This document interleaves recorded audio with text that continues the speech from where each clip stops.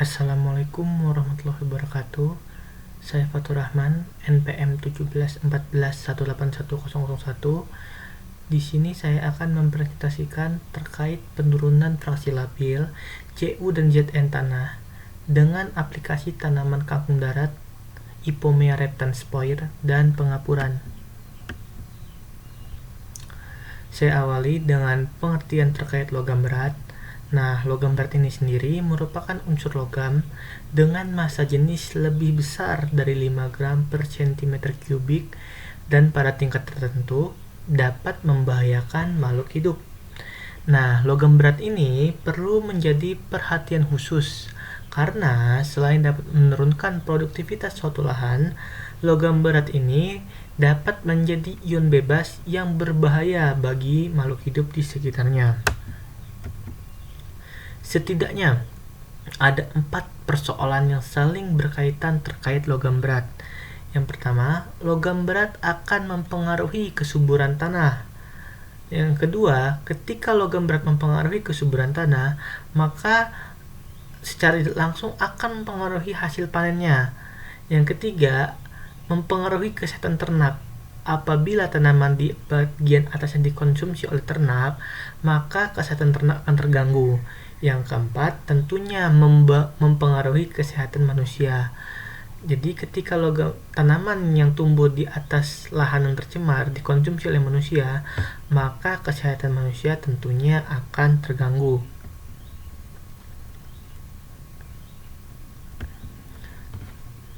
Berikut adalah dampak negatif keracunan logam berat, khususnya logam berat Cu dan Zn pada manusia. Nah, ketika manusia keracunan Cu, maka akan terjadi penumpukan Cu di dalam hati. Penumpukan logam berat Cu ini bisa menyebabkan nekrosis pada hati, siratus pada hati, dan gagal ginjal tentunya.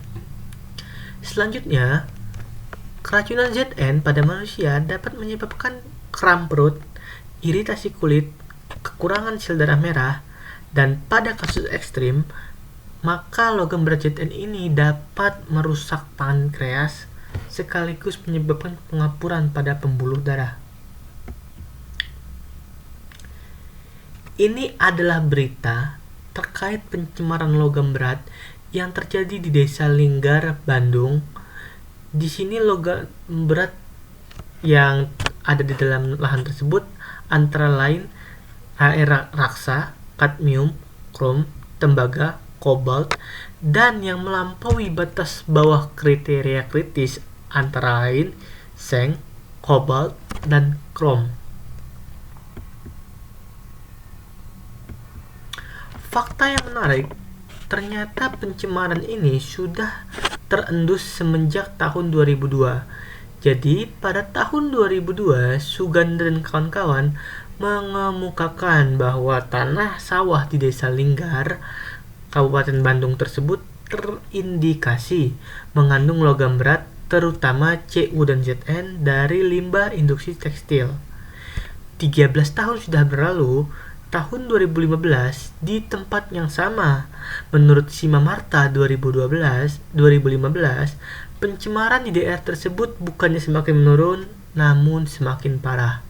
Tercatat, pencemaran logam berat Zn, Co atau kobalt dan krom meningkat sangat signifikan, melampaui ambang batas pada tanah.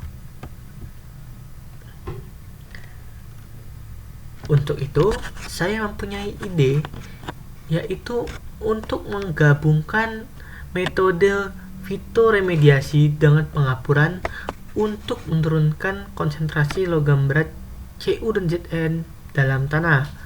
Nah, di sini sumber pencemaran logam berat itu ada 2, yaitu secara alami, yang kedua secara antropogenik. Nah, secara alami itu biasanya disebabkan akibat pelapukan batuan, dan umumnya logam berat yang bersumber dari alami ini tidak menyebabkan pencemaran. Nah, sedangkan logam berat akibat antropogenik atau aktivitas manusia umumnya menyebabkan pencemaran. Untuk itu, saya mengambil studi kasus yaitu limbah Cu dan Zn dari industri sendok logam. Kelebihan Cu dan Zn dalam tanah ini akan menurunkan kesuburan tanah, produktivitas tanaman, serta membahayakan kesehatan manusia. Untuk itu, diperlukan perlakuan berupa fitoremediasi dan pengapuran untuk menurunkan konsentrasi logam berat dalam tanah. Untuk fitoremediasi ini sendiri, saya akan menggunakan tanaman kangkung darat. Tanaman kangkung darat ini dapat menyerap logam berat Cu dan Zn. Selanjutnya, untuk menurunkan kelarutan logam berat, saya akan menggunakan pengapuran dengan kapur berjenis kalsit atau CaCO3. Pengapuran dengan kalsit ini diketahui dapat meningkatkan pH, dan ketika pH meningkat dapat menurunkan kelarutan logam berat itu sendiri. Kombinasi kedua perlakuan ini, yaitu fitoremediasi dan pengapuran, diharapkan dapat menurunkan konsentrasi logam berat Cu dan Zn dalam tanah. Nah, logam berat ini adalah unsur logam yang mempunyai massa jenis lebih besar dari 5 gram per cm kubik. Contoh logam berat yang sering menjadi pencemaran di lingkungan antara lain Cu, Zn, Cd, Hg, Pb, dan Ni. Nah, salah satu sumber pencemaran logam berat seperti yang saya sebutkan sebelumnya adalah dari limbah industri. Hal ini disebabkan karena dalam proses produksinya, industri menggunakan bahan baku yang mengandung logam berat. Menurut penelitian Haruna dan kawan-kawan, kangkung terbukti dapat menyerap logam berat Cu, dan kangkung efektif menyerap logam berat Cu hingga minggu keempat dan terakumulasi paling besar pada bagian akar. Nah, menurut Hidayati tahun 2005, pada dasarnya semua tumbuhan ini memiliki kemampuan untuk menyerap logam berat. Nah, tetapi kemampuan ini berbeda antara tanaman satu dengan tanaman lainnya, dan tingkat penyerapannya dalam jumlah yang bervariasi. Nah, tanaman kangkung ini terbukti memiliki sifat hipertoleran, yakni mampu mengakumulasi logam berat dengan konsentrasi tinggi pada jaringan akar dan tajuknya, sehingga bersifat hiperakumulator. Apabila tanaman kangkung darat dapat menyerap logam berat Cu, berdasarkan pernyataan Hidayati 2005 pada paragraf pertama, maka dapat dipastikan tanaman kangkung darat ini dapat juga menyerap logam berat Zn.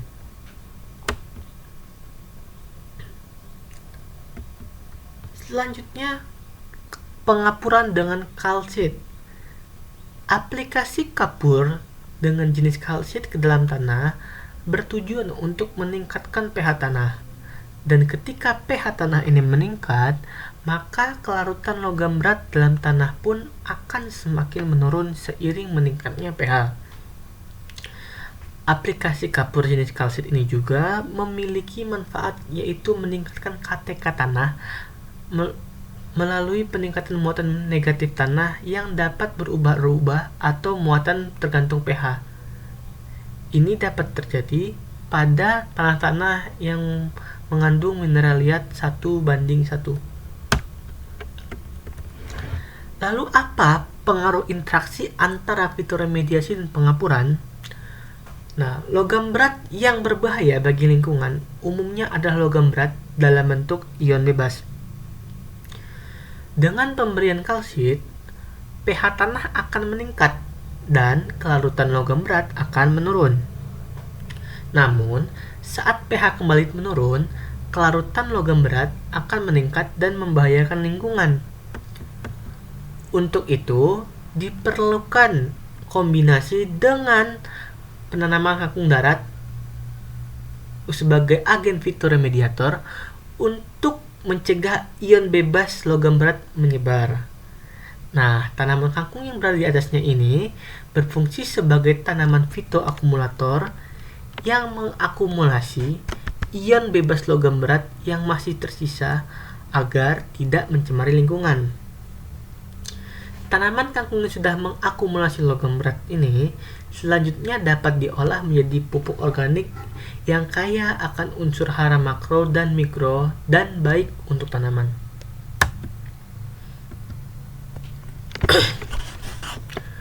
Untuk waktu dan tempat, penelitian ini akan dilakukan di Rumah Kaca Fakultas Pertanian Universitas Lampung. Contoh tanahnya sendiri diambil dari lahan percobaan yang telah dibuat pada bulan Juli 1998 dengan perlakuan limbah berlogam berat. Analisis tanah dan tanaman akan dilakukan di Laboratorium Ilmu Tanah Fakultas Pertanian Universitas Lampung. Penelitian ini disusun menggunakan rancangan acak lengkap faktorial dengan 3 faktor dan 3 ulangan.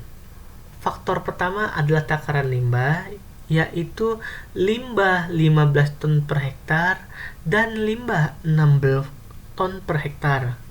Faktor kedua adalah takaran kapur, yaitu kapur 0 ton per hektar dan kapur 5 ton per hektar. Faktor ketiga adalah tanaman kangkung, yaitu tanpa tanaman kangkung dan 1 tanaman kangkung. Semua faktor yang ada dikombinasikan 2 kali 2 kali 2 sehingga terdapat 8 perlakuan dan diulang sebanyak 3 kali. Penelitian ini sendiri disusun menggunakan rancangan acak lengkap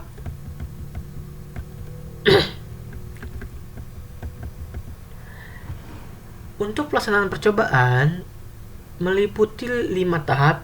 Yang pertama, pengambilan contoh tanah. Nah, pengambilan contoh tanah ini akan diambil di lahan Sidosari di Desa Natar, dan tata letak percobaan ini berdasarkan tata letak percobaan yang telah dibuat pada bulan Juli tahun 1998.